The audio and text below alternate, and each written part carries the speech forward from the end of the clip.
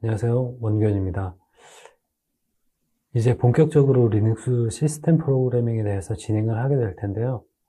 진행 방식은 리눅스 운영체제에서 제공하는 API들에 대해서 학습을 하고 이를 활용해서 실습 코드를 작성해보는 방식으로 진행하도록 하겠습니다.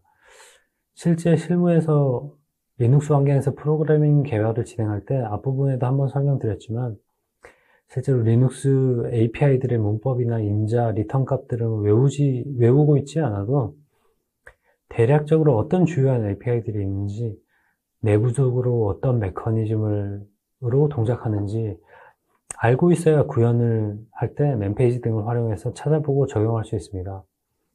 그러므로 리눅스 시스템 프로그래밍 API들을 학습하는 건 아주 중요합니다. 첫 시간은 파일 IO에 대한 강의인데요.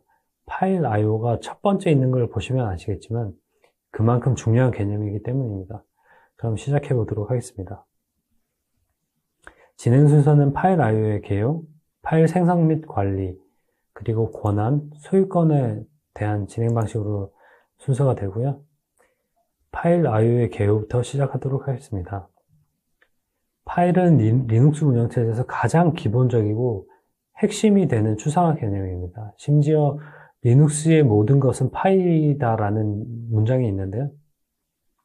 그만큼 리눅스 운영체제에서 파일은 심지어 장치, 그리고 파일, 그리고 디렉토리까지 모두 다 파일로 인식할 수 있기 때문에 리눅스의 기본이라고 보실 수 있습니다. 리눅스 파일 IO에 대해서 진행을 하다 보면 나오는 용어들이 몇 개가 있는데요. 거기에 대해서 간략하게 설명드리고 진행하도록 하겠습니다. 첫 번째, 파일 디스크립터란.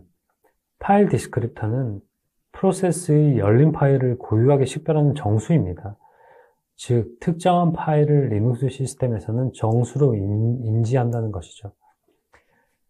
실제 모든 것이 리눅스에는 모든 것이 파일입니다. 그러므로 모든 것을 유일한 식별자, 즉 A라는 프로세스가 떴을 때 A라는 프로세스는 모든 것의 파일에 유일한 식별자를 붙일 수가 있는 거고요. 열었을 때. 그렇기 때문에 그 파일 식별자를 우리는 파일 디스크립터라고 부르고 있습니다. 파일 디스크립터 테이블이 존재합니다. 파일 디스크립터는 파일 테이블의 엔트리를 가리키는 포인터 요소이고요. 이 파일 디스크립터를 가리키는 정수 배열의 집합을 파일 디스크립터 테이블이라고 합니다. 운영체제에서는 각 프로세스마다 하나의 고유한 파일 디스크립터 테이블이 제공되고요. 각각의 프로세스들은 파일 디스크립터 테이블을 통해서 열려져 있는 파일 디스크립터에 대한 목록을 관리하게 되는 것입니다. 그리고 파일 테이블 엔트리라는 용어가 나오는데요. 파일 테이블 엔트리는 메모리 내에 존재하는 열린 파일에 대한 구조체입니다. 이는 파일을 열거나 파일 위치를 유지보수할 때 생성이 됩니다. 그리고 표준 파일 디스크립터라고 존재를 하는데요. 실제 0번, 1번, 2번으로 나와 있는 스탠다드 인, 스탠다드 아웃, 스탠다드 에러는 픽스되어 있는 파일 디스크립터입니다. 프로세스가 시작이 되면 해당 프로세스 파일 디스크립터 테이블에 파일 디스크립터 0번, 1번, 2번은 자동으로 열리고 0번은 스탠다드 인, 즉 키보드에서 문자를 쓸 때마다 FD0을 통해 스탠다드 인으로부터 읽어드립니다. 그리고 1번 스탠다드 아웃은 FD1을 통해 화면에 스탠다드 아웃을 쓸 때마다 화면 출력에 나타나는 것입니다. 그리고 스탠다드 에러는 FD2번을 통하게 되는 것이고요. 화면 에러 출력에 사용되고 있습니다. 그럼 첫 번째로 파일을 생성하고 관리하는 create 함수부터 알아보도록 하겠습니다. 주의하실 점은 이 함수의 이름이 create가 아니라 t에서 끝나 e가 빠져 있습니다. 실제로 리눅스 운영체제를 개발했던 개발자가 이를 빼먹은 것을 가장 후회하는 일 중에 하나라고 농담삼아 얘기하기도 하는데요. 헷갈리시면 안 되실 것 같습니다. 실제 int를 리턴하고요. create는 패스네임과 모드를 인자로 받습니다. 파일을 생성하기 위해서 리눅스에는 시스템 콜은 create 또는 open 등을 이용을 하는데요. create 함수는 이미 파일이 존재하는 경우 초기화시키거나 존재하지 않는 파일을 생성할 때 사용합니다. open 함수에서 뒷부분에 나오겠지만 아규먼트로 create, write only, trunk flag 세팅과 동일하다고 보시면 됩니다. 보통 패스네임은 생성하거나 아니면 열고자 하는 파일 이름을 나타내고요. 그리고 보통 일반적으로 풀패스 네임을 적도록 되어 있습니다. 만약에 풀패스를 적지 않으면 현재 경로나 환경 변수에 따르기 때문에 보통 그런 식으로 오류가 많이 나거든요. 그래서 보통 패스 네임에는 달 수 있으면 절대 경로인 풀패스 네임을 적도록 되어 있습니다. 그리고 모두 인자는 파일을 생성할 때 파일을 생성 시 파일 권한 소유권을 나타냅니다. 정상 수행했을 때 파일 디스크립터를 리턴하고 에러 발생 시 -1을 리턴하고 에러 넘버를 세팅합니다. 이 에러 넘버에 대해서는 뒤쪽에도 계속 설명을 드리도록 하겠습니다. 그 아규먼트 중에 파일 모드 비트가 있는데요. 실제적으로 파일 모드는 뭐 운영 파트라든지 이런 데서 리눅스 시스템에 대해서 학습을 하셨겠지만 보통 일반적으로 파일은 읽기, 쓰기, 실행 권한을 가집니다. 그리고 읽기, 쓰기, 실행 권한은 각각 그 파일을 소유권을 가진 사용자, 그리고 그룹, 그리고 기타 사용자에게 권한을 지정할 수가 있는데요. 실제 SIRWXU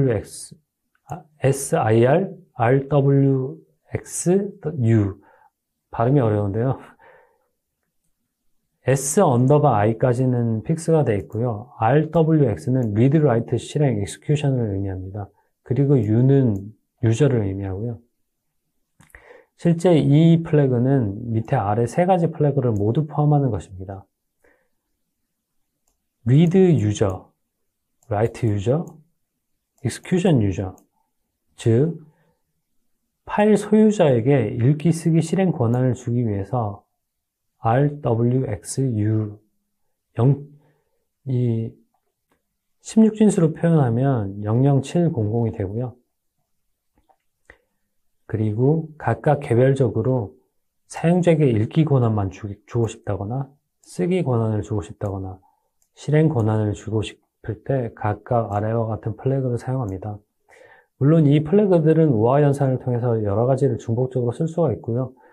현재 일반적으로 밑에 부분도 동일합니다. 밑에 부분은 이제 그룹만 다르고 위에 사용자랑 똑같고요. 밑에는 이제 other, 나머지 이제 소유자나 그룹 소유자가 아닌 나머지 다른 사람들에 대한 권한을 의미하고 있습니다. 실제적으로 리눅스의 운영체제에서 파일의 소유권을 나타내는 비트들 중에 여기에서 모드에서 표시되지 않은 다른 비트들도 있습니다. 예를 들어서 스티키 비트라고 부르는 것들이 유명한데요. 실제 ISUID, ISGID, 그리고 ISVTX 등 어떤 스티키 비트 이런 다른 내용들이 존재를 하는데요. 이런 것들은 인터넷으로 찾아보시거나 하시면 유용하실 것 같습니다. 특히 스티키 비트 같은 경우에는 어떤 ISVTX라는 스티키 비트가 존재를 하는데 디렉토리의 고정 비트가 설정이 되면 파일 시스템은 파일의 소유자, 디렉토리 소유자 또는 루트만이 파일의 이름을 바꾸거나 삭제할 수 있도록 디렉토리 파일을 특별한 방식으로 처리를 하는 것입니다.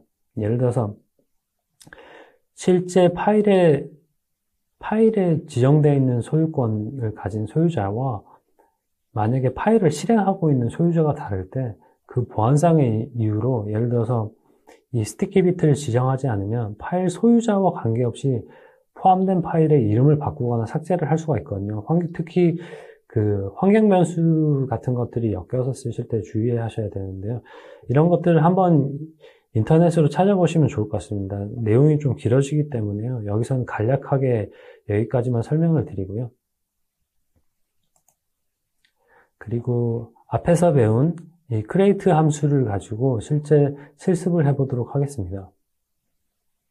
이 create 함수의 예제 코드인데요. 실제 파일명은 create_example.c고요. 실제 출력을 하기 위해서 standard.io.header를 include를 했고 모두 t 값을 위해서 fcntl.header 에러 넘버 출력을 위해서 에러 넘버를 헤더를 include를 했고요. 그리고 스트링 에러를 찍기 위해서 스트링을 했습니다. 그 앞부분에 있던 create 함수 뒤에 파일 네임은 템프의 파일을 나타내는 경로를 나타내는 문자열이고요. 그리고 모드 같은 경우 현재 제가 생성한 것은 read user, write user, group read, 그리고 other read 옵션을 줬습니다. 이렇게 됐을 때 만약에 create에서 음수값 앞부분에 에러 발생치 -1을 리턴한다고 했는데 에러가 발생했을 때 create error라는 출력문을 프린트를 하고요. 그리고 실제 그 에러 넘버가 설정이 되는데 운영체제에서 에러 넘버가 설정이 되는데 그 에러 넘버에 어떤 값이 있는지 그거를 우리가 읽을 수 있도록 스트링으로 변환해주는 함수가 스트링 에러입니다. 그 에러 넘버를 인자로 해서 스트링 에러를 출력하면 진짜 어떤 이유로 이 create 함수가 실패를 했는지 예를 들어서 메모리가 부족했는지 파일 디스크립터 풀이 나서 만들 수가 없다든지 그런 이유를 출력해 주게 되는 것입니다. 그리고 -1을 리턴해서 종료를 하고요. 에러가 아니라면 정상적으로 리턴 제로로 종료를 하도록 했습니다. 실제 이 코드를 GCC를 통해서 컴파일을 하고요. 습관적으로 -G를 넣어야 언제든지 앞부분에 파트 1에서 학습했듯이 디버깅을 할 수가 있기 때문에 습관적으로 일단 학습하는 도중에는 G 옵션을 넣어주시고요. 그리고 create라는 example이라는 이름으로 실행 파일을 생성을 했습니다. 실제 create example을 실행을 하면 정상 종료가 되었기 때문에 출력문이 없고요. 이때 ls 명령을 통해서 temp의 파일을 확인을 해보면 실제 모드 옵션을 줬는 것처럼 read, write, read, 즉 유저는 read, write 권한을 가지고 그룹과 other는 read 권한만 가진 파일이 생성됨을 확인할 수가 있습니다. 그 다음으로 이제 access API에 대해서 알아볼 텐데요. 실제 access는 argument로 passName 그리고 모드를 받고 리턴 값으로 int를 리턴하게 되어 있습니다. access는 호출 프로세스가 access를 호출하게 되면 파일 경로 이름에 대한 access할 권한이 있는지 여부를 알려주는 함수고요. 실제 모드는 수행할 접근성 검사를 지정을 할 수가 있습니다. 실제 argument로 들어간 파일 경로를 적어주시고 해당 파일에 대한 모드 경로에 FOK, 파일이 존재하는지 여부와 읽기 권한이 있는지, 실제 실행하는 프로세스가 읽기 권한이 있는지, 그리고 쓰기 권한이 있는지, 실행 권한이 있는지를 나타내게 되는 것입니다. 그 우화 연산을 통해서 여러 가지 연산을 복합적으로 넣을 수가 있는데요. 실제 파일 존재 여부는 RWX만으로도 파일 존재 여부를 알 수가 있습니다. 그리고 동일하게 정상 실행 시 0을 리턴하고 에러 발생 시 -1을 리턴하고 에러 넘버를 세팅을 하니까 에러 넘버를 체크하면 좋겠죠. 이 앞부분에 제가 에러 넘버를 출력하기 위해서 string.header와 string error라는 API를 사용했습니다. 에러 넘버를 인자를 값으로 줬는데요. 실제 프린트 F에서도 string error를 바로 string error라는 아규먼트를 넣지 않아도 %m이라는 그 변환 문자를 쓰시면 사실 뒤에 인자를 적지 않아도 자동으로 출력하기도 하고요. 그리고 PError라는 API를 사용하면 이 프린트 F문과 다르게 현재 자기가 알고 있는 에러 넘버를 문자열로 출력해주는 다른 API도 존재를 하고 있습니다. 그럼 계속 진행하도록 하겠습니다. 실제 앞부분에 봤던 액세스에 대한 샘플 코드인데요. 실제 여기서는 패스네임을 현재 디렉토리의 create example이라고 지정을 했고요. 실제 이 액세스에 전달할 아규먼트 모드는 읽기 가능한지, 쓰기 가능한지 우화 연산으로 했습니다. 만약에 실제 create example 파일이 읽고 쓰기가 가능하다면 정상적으로 0을 리턴하는 거고요. 만약에 -0이 아닌 -1을 리턴한다면 에러를 뵙도록 되어 있습니다. access passName 모드 아규먼트가 0인 경우 정상 종류죠. 정상일 때는 printf로 read, write, ok를 프린트를 하고 그 외에는 printf로 이 퍼미션이 없다는 구문을 출력하도록 했습니다. 상기와 같이 access 파일이 존재를 한다면 이제 GCC로 컴파일하고 실행을 해보면 read, write, ok가 되는 거고요. 물론 그 해당 파일에 읽기, 쓰기 권한이 있어야겠죠. 그리고 그 다음으로 이제 stat API에 대해서 알아보도록 하겠습니다. 지금 진행하는 방식이 이런 식으로 간략하게 주요 API들에 대해서 쭉 설명을 하고요. 필요하다면 마지막에 그 API들을 샘플로 하는 실습을 진행을 하도록 그런 식으로 진행을 하도록 하겠습니다. 이제 stat 함수는 리눅스 파일의 메타데이터 정보를 얻기 위해서 stat 파일을 제공하는데요. stat 파일을 통하면 파일의 여러 가지 정보를 얻을 수가 있습니다. 실제 stat 파일에 아규먼트로 패스 경로가 존재를 하고, 이 struct stat, 즉 stat 자료 스트럭처에 대한 포인터 버프를 인자로 받는데요. 그리고 결과 값으로 int를 리턴하게 되어 있습니다. 이 stat 구조체는 이 비치 밑에 있는 stat 헤더의 정의가 선언이 되어 있고, 실제 이 선언되어 있는 stat.header는 sys의 stat 헤더에 포함이 되어 있기 때문에 보통 sys의 stat 헤더를 include 하도록 되어 있습니다. 이 스트럭처를, 이제 stat 스트럭처를 잠깐 보시게 되면, 이 보면 st_div, inode, mode, uid, gid, 사이즈 등 여러 가지 정보가 있는데요. 이 간략한 정보의 내용들은 이 파일을 포함하고 있는 장치의 아이디도 얻을 수 있고요. 아이노드 번호, 권한, 하드 링크 수, 유저 아이디, 그룹 아이디, 그리고 디바이스 아이디, 특수한 경우에는 디바이스 아이디도 얻을 수가 있는 거고요. 그리고 전체 사이즈, 블록 사이즈, 블록의 개수, 그리고 접근 시간이라든지, 마지막 접근 시간이라든지, 파일의 편집 시간, 상태 변경 시간까지 획득할 수가 있습니다. 그렇기 때문에 이 스텝 파일을 이용하면 실제 파일이 윗부분에 알아봤던 액세스를 통해서 파일의 존재 여부를 알아낼 수 있듯이 사실 이 스텝 파일만으로도 파일의 존재 여부도 알 수가 있는 것이죠. 스텝 파일이 존재하지 않는다면 이 스탯은 에러를 뱉을 거거든요. 그럼 실제 스탯 파일을 어떤 식으로 사용을 하는지 샘플 코드를 통해서 알아보도록 하겠습니다. 실제 struct stat sb라는 스트럭처를 정의를 했고요. 실제 이제 메인 펑션의 아규먼트를 받도록 하겠습니다. 실제 C 언어를 사용해 보신 분들은 메인 펑션의 argc, argv라는 아규먼트에 대해서 잘 아실 텐데요. 이 메인 펑션 뒤에 int argc, 캐릭터 포인터, 이중 포인터입니다. 이 캐릭터 포인터 argv라고 선언해도 되겠죠. argc, argv가 의미하는 것은 이 실행 파일을 수행을 할 때 뒤에 인자 아규먼트로 어떤 값이 넘어왔는지를 알 수가 있는데요. arcc는 현재 실행 파일에 넘어온 아규먼트의 전체 개수를 알 수가 있고요. argv는 실행 파일로 넘어온 아규먼트의 내용을 알 수가 있는 것입니다. argv가 2보다 작은 경우, 즉 실행 파일 이름과 넘어온 아규먼트가 없을 경우에 이렇게 설명문, 유세지 설명문을 뿌려주도록 출력이 되어 있고 -1 에러 리턴을 하도록 되어 있고요.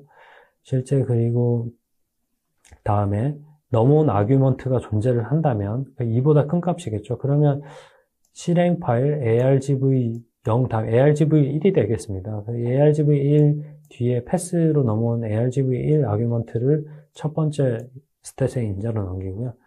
두 번째 인자로 sb 스트럭처, 스탯 스트럭처에 대한 포인터를 인자로 넘겨서 이 스탯 API를 수행을 하면 리턴 값이 참인 경우, 즉 -0이 아닌 값, 참인 경우에는 좀 전에 말씀드렸듯이 스트링 에러를 통해서 에러 넘버를 찍었죠. 하지만 peerror 함수를 이용을 하면 스트링 에러 같은 에러 넘버를 참조하지 않아도 이 뒤에 넘어오는 인자, 문자열 뒤에 바로 그 스트링의 에러 넘버에 대한 그 출력 가능한 문자열로 표현이 되는 것입니다. 그리고 -1로 종료를 하고요. 만약 스탯이 문제가 없다면, 정상 종료가 되었다면 프린트를 통해서 이 SB, 스탯 스트럭처에 가져온 정보에 있는 st_size, 해당 파일의 사이즈를 얻을 수가 있는 것입니다. 이런 식으로 사이즈 방금은 SB의 이제 사이즈를 얻었지만 사이즈뿐만이 아니라 size뿐만이 아니라 이제 st_user id, 그룹 id, inode 번호, 디바이스 장치 아이디 등 많은 정보를 획득할 수가 있습니다. 실제 이 예제 코드를 실제 한번 작성을 해 보시고요. 그리고 저는 이 샘플 코드에서 st_size를 통해서 해당 그 파일의 사이즈만 얻었지만 사이즈뿐만이 아니라 다른 값들도 한번 출력해 보시길 권장드리겠습니다. 그리고 실제 이 파일을 gcc를 통해서 컴파일을 하고요. 스텝 example을 수행을 해보면 실제 아규먼트가 하나도 없기 때문에 이 유세지 설명문을 출력을 하고요. 정상 종료가 되었습니다. 에러 종료가 되었습니다. 하지만 뒤에 실제 해당 파일에 있는 소스 코드 파일이죠. 그 파일을 아규먼트로 넘겨준다면 376바이트라는 것을 얻을 수가 있습니다. 이 스텝 파일을 얻어올 때, 이 파일 타입을 획득을 할 때, 이 ST 모드를 통해서 권한을 획득을 하잖아요. 이 ST 모드를 통해서 권한, 퍼미션을 획득을 할 때, 다음과 같은 획득 예제가 존재합니다. 예를 들어서, 실행 권한, 이 해당 파일에 어떤 권한이 있는지, 접근 권한이 있는지, 그리고 아니면 이 파일이 어떤 모드인지, 어떤 종류인지, 아니면 디렉토리인지, 이런 것들을 이 ST 모드를 통해서 얻을 수가 있는데요. 이 ST 모드에 s_ifempty라는 그 비트 플래그를 엔드 연산을 하게 되면, 실제 넘어오는 값이 만약에 블락 디바이스인지, 캐릭터 디바이스인지, 디렉토리 정보인지, 아니면 피포 파일인지, 심볼릭 링크 파일인지, 이런 정보들을 얻을 수가 있거든요. 그렇기 때문에 이 st_모드뿐만이 아니라 많은 정보들을 이제 스탯 스트럭처를 통해서 얻을 수가 있기 때문에 한 번씩 실제적으로 코드를 작성해 보시고 실습해 보시길 권장드리도록 하겠습니다. 그 다음으로는 권한 퍼미션에 대해서 학습하도록 하겠습니다.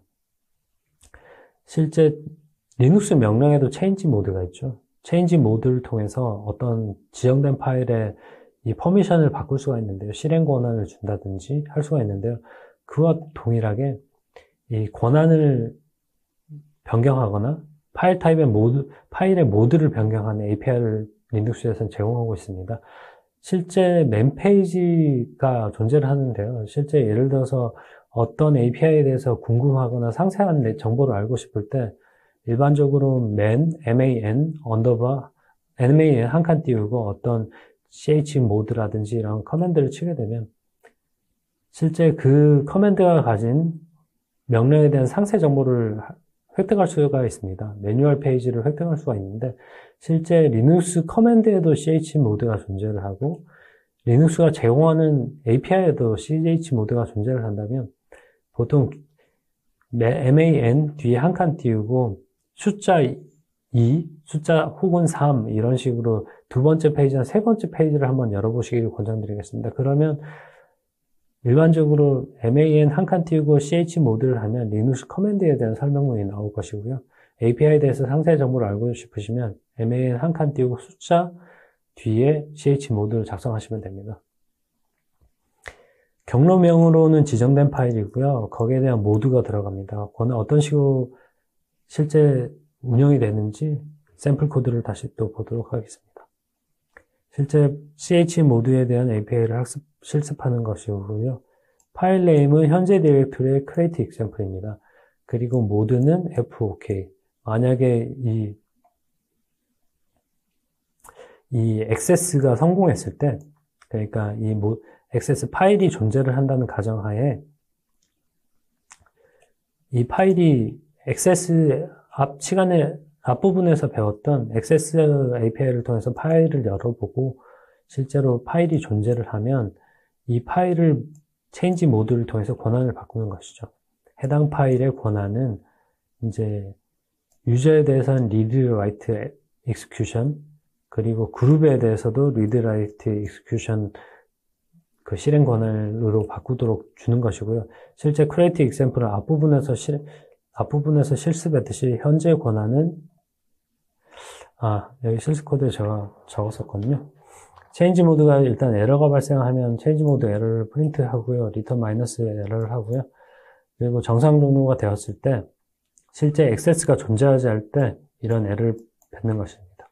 그럼 실제 이 파일을 컴파일하고 실행을 해보면 현재 디렉토리에 체인지 모드 example.c 그리고 create example이 존재를 하는데요. 실제 create example의 권한은 사용자에 대해서는 유저에 대해서는 읽기, 쓰기, 실행, 그룹에 대해서 읽기, 실행, other에 대해서 읽기, 실행인데 컴파일을 하고 change mode example을 돌리게 되면 해당 create example 파일을 열어서 모드를 실습한 대로 바꾸고 실제 ls 명령으로 확인을 해보면 create example은 유저에 대해서는 rwx, 그룹에 대해서 rwx와 같이 모두 권한이 바뀌게 되는 것입니다. 다음으로 소유권을 바꿀 수 있는 오너십, 즉 change own에 대해서 알아보도록 하겠습니다. chmod와 마찬가지로 change own의 경우에도 실제 리눅스의 시스템에서도 존재하는 커맨드인데요. 실제 API로도 제공하고 있습니다. 인젝값은 chmod와 거의 유사하고요. 실제 return 값은 int, chown, 그리고 passname을 인자로 받고 그 다음에 owner, 그리고 group 아규먼트를 받도록 되어 있습니다. 경로로 지정된 passname으로 지정된 소유권을 owner와 그룹으로 지정하게 되는 것이죠. 실제 또 샘플 코드를 보도록 하겠습니다. 실제 현재 디렉토리에 있는 create example, 동일한 example 파일을 샘플 인자로 받는 것이고요. 아규먼트로 받는 것이고요. access, 현재 파일에, 현재 디렉토리에 create example 파일이 존재를 하게 되면 change own을 통해 파일 name, 여기 유저 그룹이 1, 2로 되어 있죠. 여기서 말하는 유저 그룹의 유저 ID 1, 그룹 ID 2라는 의미는 etc 패스워드, 리눅스 시스템의 etc 패스워드에 보면 실제 루트의 유저 ID는 0, 그룹 ID도 0입니다. 빈의 유저 ID는 1, 데몬이라는 유저 ID는 그룹 ID는 2라고 표현이 되어 있죠. 즉 해당 파일의 유저 ID는 빈으로 바꾸는 것이고요. 해당 파일의 그룹 ID를 소유권을 데몬으로 바꾸는 것입니다. 에러 처리가 들어가 있고요. 정상적으로 수행을 했을 때 change on example과 현재 디렉터리 create example이 존재하는데 둘 다 루트 권한, 루트 그룹 아이디로 지정이 되어 있는 상태고요. 실제 정상적으로 컴파일을 하고 chon example을 수행을 하게 되면 실제 create example의 유저는 빈으로 바뀌었고 숫자 1이죠. 그룹은 데몬으로 바뀐 것입니다. 그룹의 소유권은 데몬으로 바뀐 것입니다. 이런 식으로 etc 패스워드 시스템 파일에 보면, etc 패스워드에 지정되어 있는 시스템 파일을 보면, 이 사용자나 그룹에 대한 아이디가 지정이 되어 있습니다. 현재 여기까지 해서 리눅스 시스템 프로그래밍의 첫 시간이었고요. 이 리눅스 시스템 프로그래밍의 첫 시간으로 파일 IO의 개요, 생성 및 관리, 퍼미션, 소유권에 대해서 알아보는 시간이었습니다. 그럼 다음 시간에서 두 번째, 리눅스 파일 IO의 두 번째 시간에서 다시 찾아뵙도록 하겠습니다. 이상입니다.